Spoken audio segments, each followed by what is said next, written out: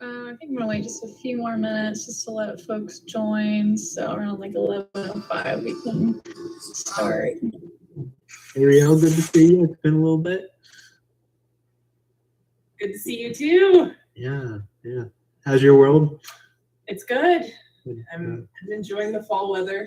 Yeah, it's busy grant season, but it's good. How about you? Yeah, not too bad. I've been telling you to slow down. I think I got the end of summer kind of lazy right now. So I think the cool weather wants me to nap all the time too. So I'm trying to pack on weight.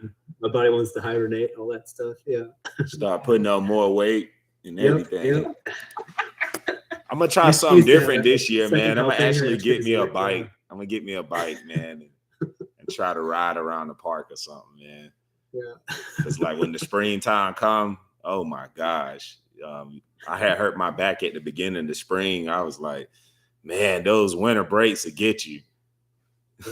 Yeah, it's almost worth getting a gym membership in the off season just to stay fit. Yeah, just to stay fit. I might get a little bike on the porch or something if I can just ride something. That's what I've been thinking about. We'll have to start a farmer stationary bike virtual meeting club. Yeah, we need to do that for real. That'd probably be more motivational. You know, everybody get on the bike in the house. All right, guys, and get on the porch and look at the nature or be on the farm or something like that. Because I know I'm a game of good. Like I'm like 208 right now, and I'll be by 245 by the end of December. I always gain a lot of weight, and then I lose a lot when that July come in. I start looking like I'm doing meth. So people be like, "You all right? You all right?" Like, man, I'm stressed out, man. I don't lost vegetables. I don't, I got to go to the farmer's market. I got to clean it. You know, it's just like a lot. You losing weight, sweating. Pack on the calories. You'll need it, man. Yeah, definitely, man. It's funny though, how like I really do get skinny though, because my family usually don't see me until the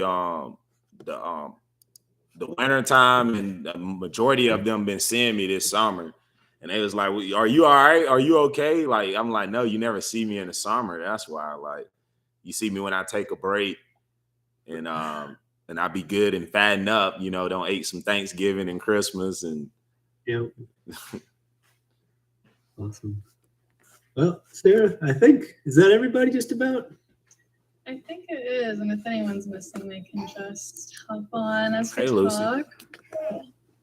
You doing all right? Yeah, I'm gonna go ahead and get started if that's okay with everybody. Thanks for being here today. I think this is our fourth or fifth meeting for the AGFRP working group. Correct me if I'm wrong, but and I believe I provided our meeting presenters with a little context, but we have Gary, Guinn, Ariel, and Anthony from FSA and Soil and Water here today to present for us. But I think I provided our presenters with a little bit of context, but AGFRP stands for Appalachian Grown Farmer Resiliency Project, and the goal of this project is to directly support and learn from farms navigating disaster recovery. I know some of the farms in this group have worked with FSA and Soil and Water to varying degrees, but we were just hoping today would be a good opportunity for this group to of farmers become a little more familiarized with your services and just have a chance to ask you guys some questions and interact a little bit more. So thank you guys for being here today. And we can go ahead and get started with introductions, I guess. My name is Sarah Minter, for the people I haven't formally introduced myself to, or I guess I'm meeting you guys virtually today for the first time. So I'm a program coordinator here at ASAP, the local food campaign. And everyone else, if we could just mute our sound in the background, that would be great. Yeah, but we can go ahead with the introductions. Thank you. But yeah, so just talk about your name, your farm, and what organization I guess you're from if you're not a farmer here today, and what your position is. So whoever wants to go ahead now, you can go.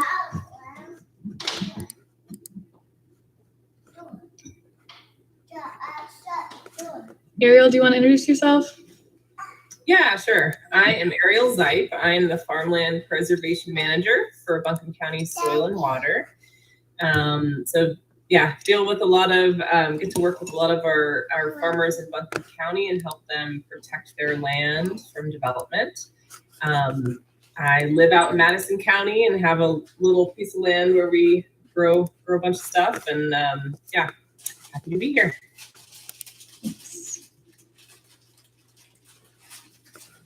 Well, since Ariel went, I'll go ahead and go. I'm Anthony Dowdle. I apologize, my camera's not working. I'm a soil conservationist for Buncombe County Soil and Water Conservation District.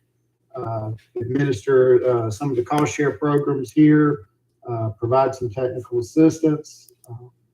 I live down in Rutherford County. Got a small beef cattle operation down there. I can introduce myself since I'm a presenter.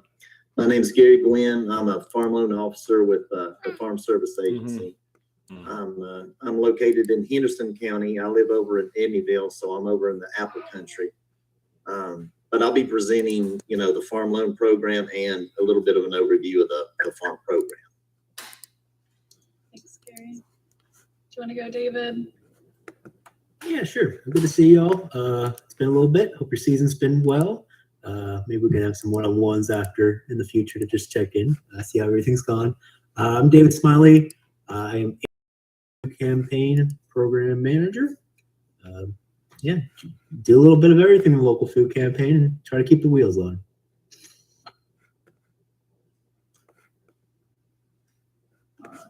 I'm Ed Gilman. I'm a farmer, just down below. So quite devastated about a year. We're still trying to after the, but it's a good crop year. Wild last year.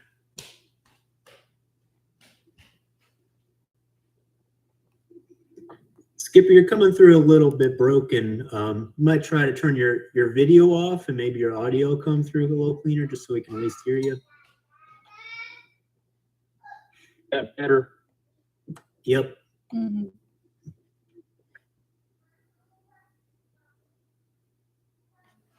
Okay, and I'm a farmer out in Haywood County. Just right, so where we got flooded so bad last year. We've had a good crop year with everything. Still had a bunch of rain, but all in all, it wasn't a bad year. But still a lot of signs of the flood from last year. Still around all of that, and working on the riverbank cleanup and different things like that. Skipper, how's your corn maze coming? Good. We just opened it up last week, and it's had a real good growth of corn on it this year. It's not looking too favorable for this weekend because of the hurricane sites, but just taking it down, it's not bad. Then for a portion of the proceeds will go to Hearts with Hands. They were real good about helping out after the flood last year, so that's why we're trying to help them back in return a little bit. Awesome. Did you get a nice overhead shot of it just yet? It's on my Facebook pages under Skipper Maze, and I got hacked a couple of weeks ago, so I had to rebuild all of that. It's cold mountain corn maze, COLDMTN, and then corn maze. But you can see all those shots from there. Awesome.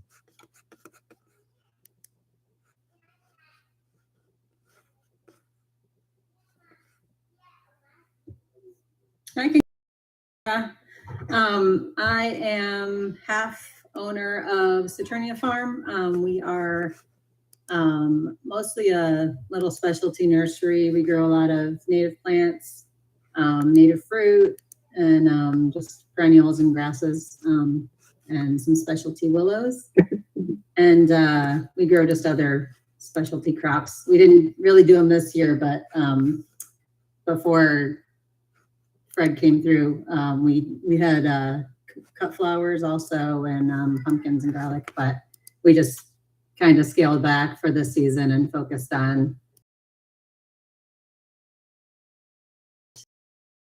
county, right in the town of Clyde. So we're right on the Pigeon River. And we actually just bought a piece of land up in Jupiter, kind of up there between. We're going to be moving everything over the winter this year. It's just a piece of raw land, so it's going to be quite a project, but we're excited with the nursery. We didn't think that there was a good way that we could actually get this land so it would be safe. You know, we could only recover so far with everything in containerized plants. There's no way to like get them elevated anywhere where they won't just wash away if another flood comes through. So we thought that trying to move the operation uphill somewhere would kind of be the best method for us to recover. So yeah, we're excited, and we're working with y'all over in Buncombe County. Congratulations, that's awesome. And Thank you. That area is just stunningly beautiful too. It's really nice. Yeah, it's really quiet here. We're right off 1923, so we're excited to be away from all the traffic noise.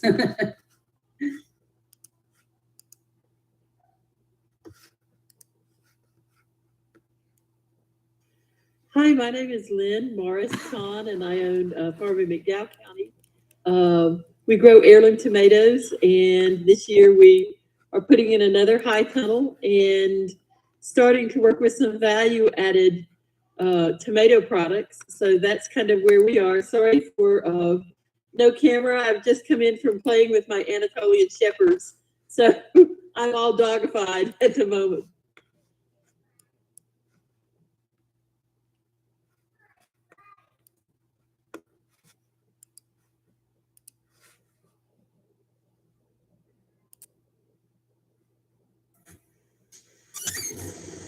Good morning, I'm Chris Sawyer with Jake's Farm in Candler. We've been growing organic vegetables for 25 years, transitioning into some Chinese medicinal herbs. Most exciting thing that happened on the farm this year was, can you still hear me? Here's my page is frozen over here.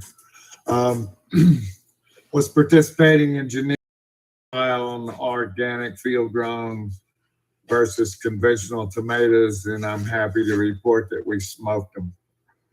So I think that's going to be some interesting data when it comes through. They're also comparing lycopene content, conventional versus organic, and I can't wait to see what those numbers look like. So trying to get the greenhouses planted for winter. We grow specialty vegetables for restaurants at this stage. We gave up keeping records and being certified about 4 years ago, trying to transition and find another farmer to take over this ground. My last venture with a youngster turned out to be a major mistake, and thankfully God got me out of that. And I know all about Anatolians. I have one too. With that, I'll sit back and listen. Thanks for being here, y'all. Chris, where are you moving herbs? Who's your herb buyer? I don't know. I had zero luck selling St. John's wort this year, and I only listed on Janine's page and locally through Facebook.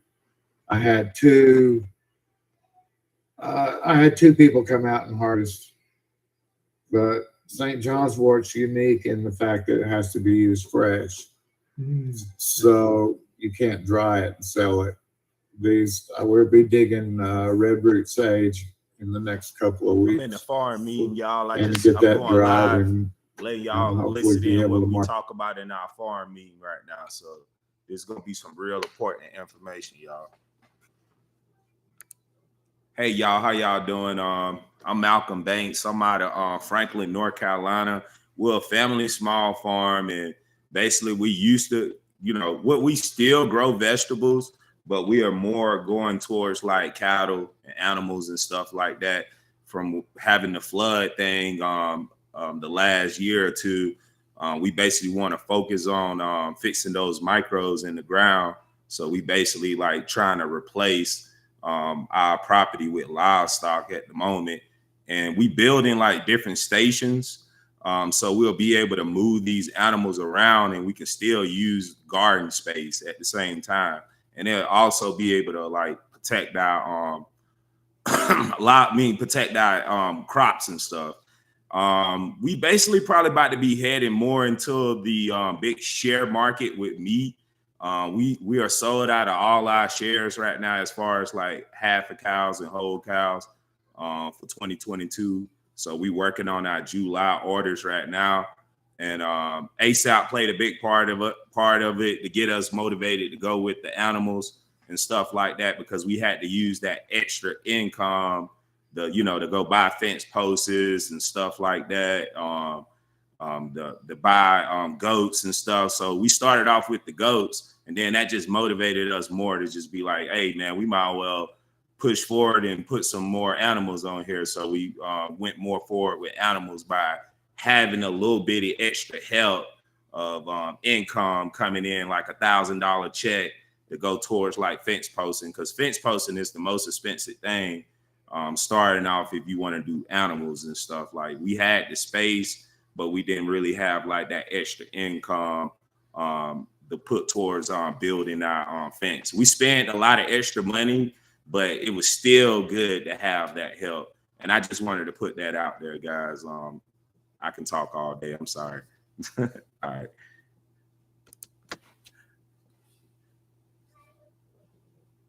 Yeah, it's cold, Devo. It's kind of cold up here. Peace, y'all. Appreciate it for watching. Yeah. Dang, hold on. What happened, y'all?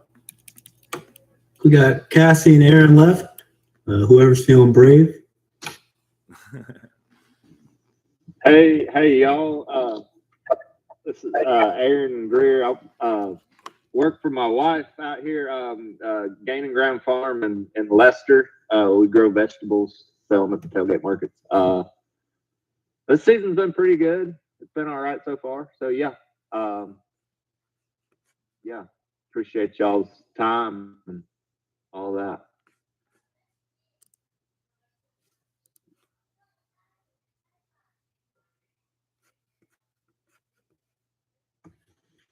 Hi, everybody.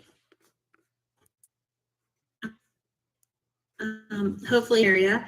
But I'm Cassie, and my husband and I, Giles, we had our farm out in Cruise.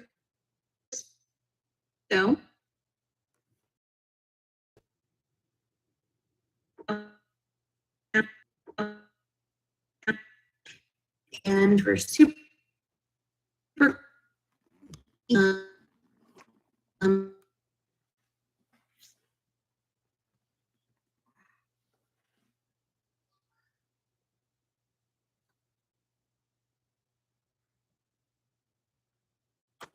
Cassie, I'm not hearing you, at least. again, though, we're really thankful to be part of this.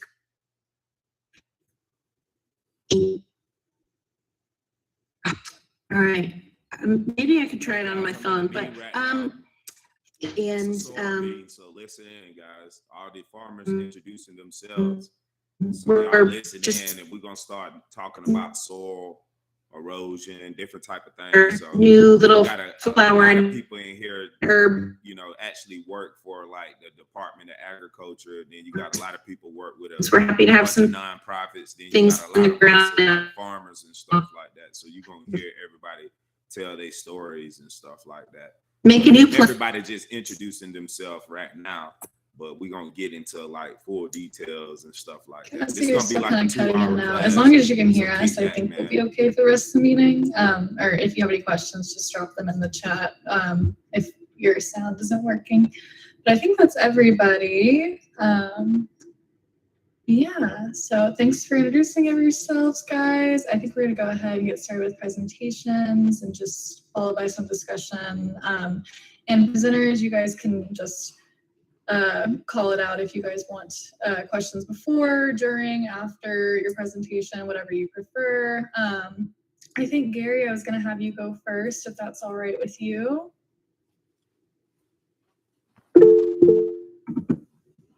Yeah, that'll work for me. I guess it would probably be helpful to kind of have it afterwards. I'm more of an in-person meeting person, so and working with the government, we do these maybe once every 2 years kind of thing. We usually use teams with it in little small groups. So you'll have to bear with me on this. So I may be making some mistakes here and there, but no worries. so we usually use teams. So I've done a little bit of research trying to figure this out. So we'll see. So what I want to do is I have farm loans, and I want to talk mainly about that, like I said earlier, and then I'm going to hit on some farm programs. Up in Marshall was going to speak, but he's unable to. So I'll try to help him out and talk about some of his programs. So let me know if something's not presenting. But this guy that's talking, guys, he work for the government right now. There you are. All right. Is that sharing? I don't see anything quite yet. Do you know, or do you see the present now button at the bottom? Okay, I see it now. So this guy, he worked for the government. He about to bring up all this presentation. Okay, you can see that. About yeah. Can you see the presentation? Sure can. Loans. Okay, good. Sorry. No, you're good. My wife does private, so she does like 5 presentations a day, and I was asking her some advice. But okay, so all right, so there's different types of loans. I kind of wanted to go over a few of these and kind of hit some of the highlights on them. So one of the first ones, of course, emergency loans. I think that's probably pretty good with the storm coming up. You can come listen to this. So what the emergency loans do is they help farmers and ranchers from a loss, and the loss has to be from that disaster. We can, restore and replace property. If you've had a loss to basic security, equipment, cattle, something like that, we can replace it. The majority of ours is to do operating expenses. Somebody's lost and they, the crop itself. And then we can refinance debt. If you have a operating loan and the crop was washed out due to that, the crop was washed out due to that, we can help refinance that. The county that it was declared in has to be, declared by the president or the secretary of agriculture. So what usually happens is if there's a disaster coming through, like we mentioned earlier, some Fred or the storm Ian coming through, it usually takes a little while. So each county, a lot of times what they'll do is they'll get data from some of the local farmers asking if they've had losses. And then if they think that there's been enough, they'll send down to the state office and try to get a declaration. We'll get it, and usually that takes a little bit of a process. To be so honest, it may be a few months this class before you can actually get a designation or declaration supposed to be about like soil for the loss, and it usually runs about a year that you can apply for it. But it has to be in that county that the loss was. Like I said, the production loss, you have to have at least a 30% loss. And then the physical loss must be at, 100%. So you have to lose the whole cow or piece of equipment.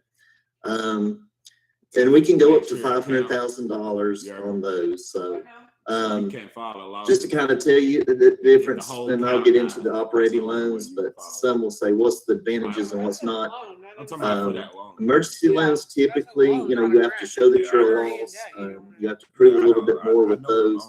Our operating loans can be used for the exact same thing.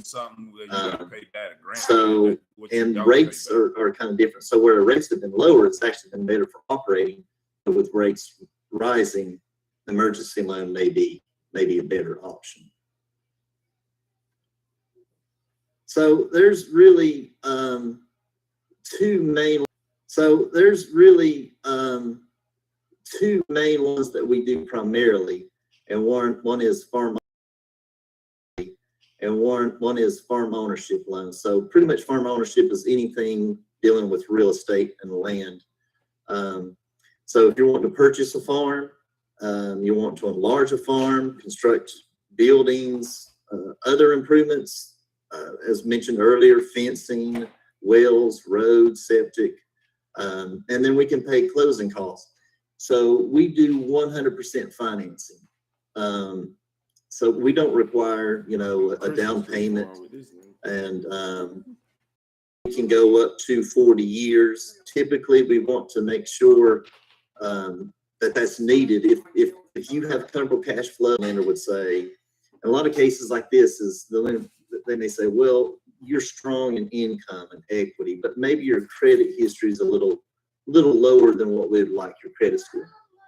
But to mitigate that risk, we will get a guaranteed loan, and they're to charge you the exact same rates as a non-guarantee. They can't charge you higher rates because we're helping them. We're mitigating that risk for, not to put it this way, but like a riskier loan.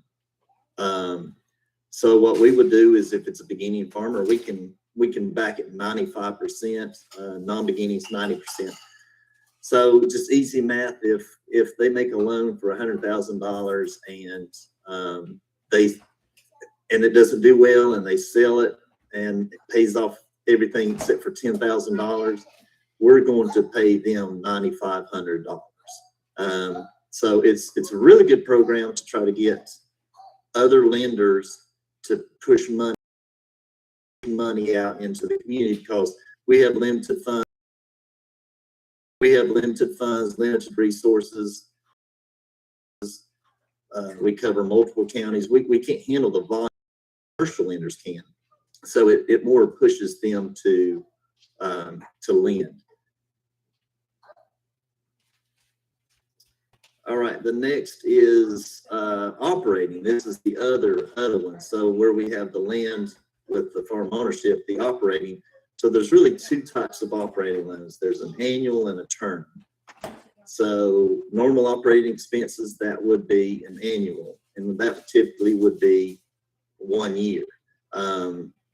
So if you're unable to get money for feed, seed, chemicals, we can help with that. Again, you get 100% that you need for the year. And then what we would do is, at the end of the year, the growing season, if somebody doesn't sell their crop until spring, you know, we have flexibility, but majority of ours will have come due at the ending of the year, just because majority crops are harvested by then and sold, and it's just easy to remember end of the year. With a term loan, we can do machinery and equipment, refinancing debt, and minor farm improvements. If you need to get tractors, equipment, or you have refinancing of debt, let's say you've had a bad year and you owe a lender or a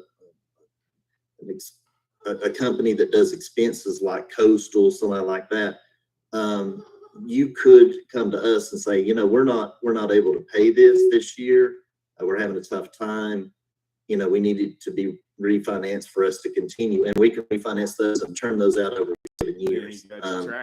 In those cases, we would have to have hard security equipment or land to, you know, since it's up to 7 years.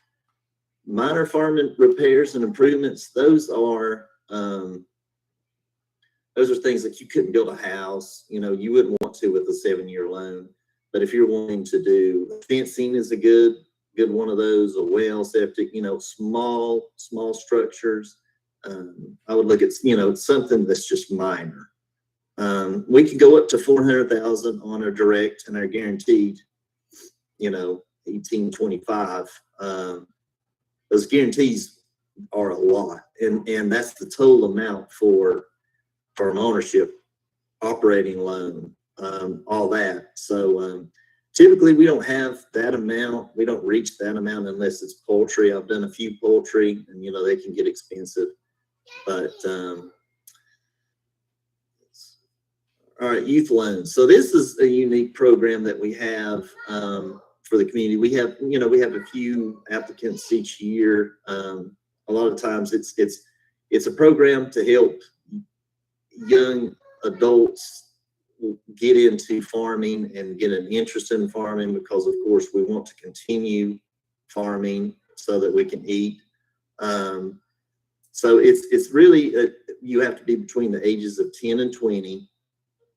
we can do, it's exactly the same loan for the same things. They can buy, majority of mine are, you know, they may buy a few cows, and typically it's a father or mother or relative that has a farm themselves, and they're wanting to teach their kids farming, but also teach them responsibility. And it's great. I usually talk to the kids and I'll explain to them how borrowing money is, what loans are, how, when to make payments. And a lot of the parents or guardians, what they'll be like, okay, this is your cow. You're going to sell it at the end of the year.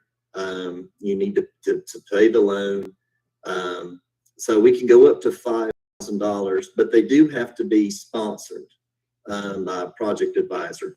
So, if they're part of 4-H or FFA or, the tribal youth organizations, they'll need somebody that has, and in a case like this is it doesn't have to be a parent that has farming background. It may be a child that just has interest in agriculture. Well, we don't want them to go out and be an advisor to kind of say, okay, this is what you need to do to put this crop out, or how to raise a cow.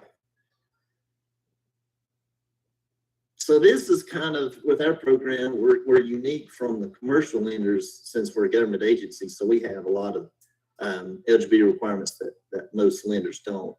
Of course, one of ours is to be a family farmer.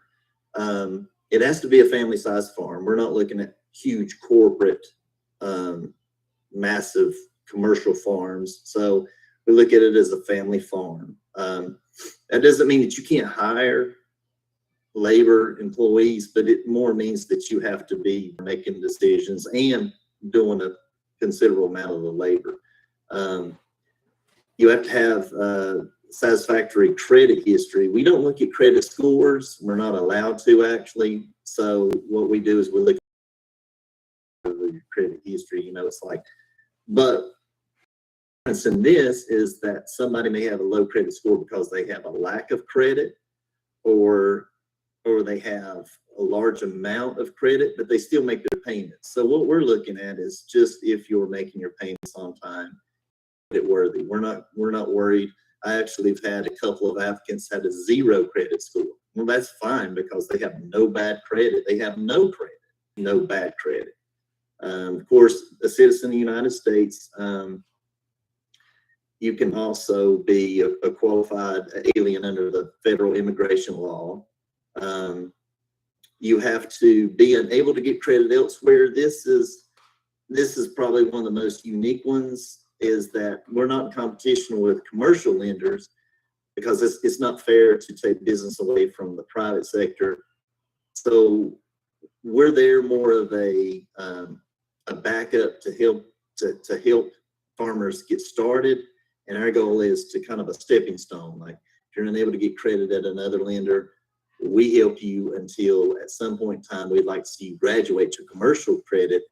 That way the money can be given to someone else that's needing the money, because we're only giving so much money each year. And we do periodic annually or every couple of years reviews to see how people are doing. And if people are at the point, we say, okay, well, it's time for you to go, because commercial lenders, it's easier to get loans with them. And two, it helps give more money out to the community. So you have to show or prove or that you couldn't get a loan at a local ag. Of course, you have legal capacity. You don't have any outstanding or unpaid judgments. You're not delinquent on any federal debt. You've not been providing us false or misleading documents. You've been, acting in good faith. Not being convicted of planting, harvesting, growing, producing, stored, controlled substance. You've not received debt forgiveness from us. We've not written off any of your debt. And then there's time restrictions as far as some of our loans, but for new applicants, that's not something to worry about. Experience requirement, that's the other unique one. really the test for credit, the getting credit elsewhere, and the experience requirements are really the two big ones that I'd like to discuss with most because they're unique. So for an operating loan, you have to have 1 year of experience. So you've had to have managed, operated, supervised your own or another operation for 1 year out of the past 5. And for a farm ownership, you have to have 3 out of the past 10 years. Why? Well, we're doing 100% financing. We're to make sure you have, before we make loans, that you have experience in these. And really your experience is your equity with us. Now, for instance, the farm ownership, the 3 of the past 10 years, they've added in a few things that you can have at years waived. So you can have up to 2 years waived if you're a veteran. You have maybe a degree from a university, maybe a degree from a university, or have had, I think, at least 16 hours of ag classes, a substantial amount of business management. There's a few of those. So a lot of times in those cases, it's kind of good to talk and say, well, I've farmed 2 years, but I'm a veteran. You know, you may qualify that way. So our microloan program, it's the exact same as our other programs for farm ownership and operating. The only difference is you're limited up to 50,000. So some may say, well, why would I want to only do 50,000 if I'm going to need more? Well, obviously, if you need more, you can apply for the and and review. So with the 50,000, it's just a simpler loan. You don't have to apply, show as many forms, provide as much stuff. We can do 50,000 for both operating and farm ownership. So if you're wanting to purchase some equipment and buy, put up some fencing, or like purchase cattle and fencing and things like that, we can do a combination, but you can get 50,000 in each. And what the main difference between the micro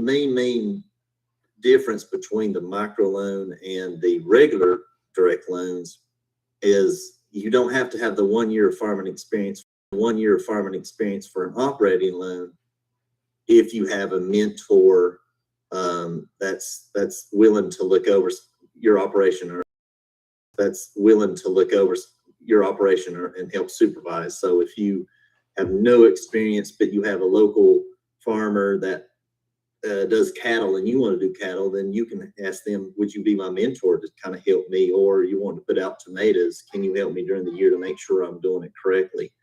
Or to kind of help me. Or you want to put out tomatoes, can you help me during the year to make sure I'm doing it correctly? We can waive that 1 year for that.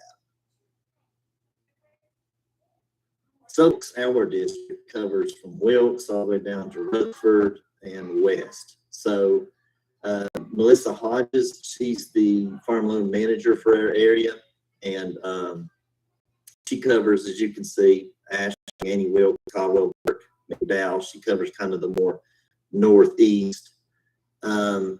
And then there's Amelia Shute. She covers Watauga, Avery, Mitchell, Yancey. Then there's myself. I cover Madison, Buncombe, Henderson, Polk, Transylvania, and Rutherford. And then Kathy Jett, she covers Haywood, Macon, Swain, Jackson, Graham, Clay, Cherokee. So it's all kind of in the blocks. But if you need to talk to anyone about the programs, it's probably good to call the local office, and that way they make sure that if, let's say, for instance, Kathy's out on extended leave, if you try to contact her, you may not get a response. So it may be good to call the local office, and they may say, all right, well, you can talk to me, because typically I cover a lot of the areas. And I notice now I have a O there. I know there's a B in Buncombe, but I made a mistake there. So, all right, now we're getting into areas that I'm kind of blind in. I'm gonna try to walk my way through. It's the type of farm programs. So we're all part of FSA under the same roof. I do farm loans and they do farm programs. We work together. It's the same producers that work with them, and they give crop reports, and we get those crop reports, and we work together. We're the same. It's just we have different job duties. So one is NAP. Is a program that provides crops. So there's some crops out there, soybeans, corn, insurance for, but there's a lot that you can't get insurance for. And they add a lot of different crops each year. So some of those more specialty crops that you can't go to your local insurance to get, they provide insurance. So you can get up to 55 to 65% of production in 5% increments. And it really depends on what you think. I think it more if you go with a higher coverage. But it's always good to talk with the local office and just see if it would be advantageous, because there's certain, I think you have to have it in certain counties, and then you have to have it by crop. And I think there's certain groups that do not have to pay fees, because you have to pay for it, but it's not a large fee. It's a good program, actually. I've had people before to get it, and they've had losses, and I don't know if anything's changed, but depending on the crop they've received, it's like $100,000. So it's actually pretty good. There's farm storage facility loans.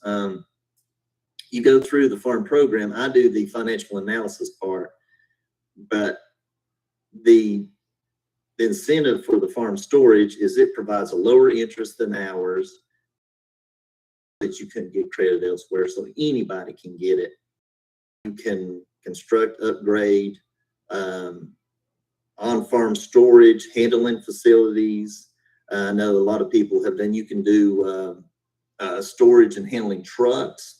A lot of people cold storage units for vegetables and things like that. You can get up to $500,000 per year with a minimum down payment of 15%. So you do have to pay some down. So those are pretty good. If construction for storage buildings, or like I said, vehicles for storing. This is what I was talking about with acreage reporting. So each county, it's good to have your farm set up as a farm, and you can go in and report your acreage. And you can, when you do that, you used for crop insurance if you have crop insurance. Also be used for some of these other programs like disaster assistance. Of course, they ask that you file at time, like shortly after when you plant. If you have a failed crop, they ask that you come in and report that early. I don't know if they have reading over it, but if a loss, like you've had NAP and there's a loss out in the field, you can't go and just plow that up and then say, come out here and look at it, because there's no way to prove that was planted or there was a loss. So a lot of it is that, you report that you've grown, and then at the what was the production. The organic certification cost share, that provides financial assistance to reduce the cost of organic certification. So it just reimburses the producers for that cost. We haven't had a lot of that in this area. We've had some, but of course I know with organic it's very popular, high demand. So that would be a good program if you're organic. ERP is a disaster assistance for farmers. So like, for instance, where I was mentioning hurricanes earlier, we had a program a while back that paid for And then we may have one coming up for the one ready to hit us. But if you've had wildfires, droughts, hurricanes, storms, you can actually get, funding for that. So if you've had losses, have your farm set up, come in and do records. And then if you have a loss, it's free money, which free money is better than borrowed money. So people can get paid, and they have been paid quite a bit in the past for losses. Food safety certification, it provides assistance. So that